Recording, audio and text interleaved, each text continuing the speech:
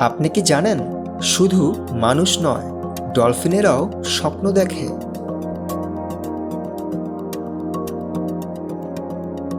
অবাক লাগলেও সত্যি, ডলফিন যখন ঘুমায় তখন তাদের পুরো মস্তিষ্ক ঘুমায় না, বরং এক পাশে থাকে জাগ্রত, অন্য পাশে চলে ঘুমের জগতে।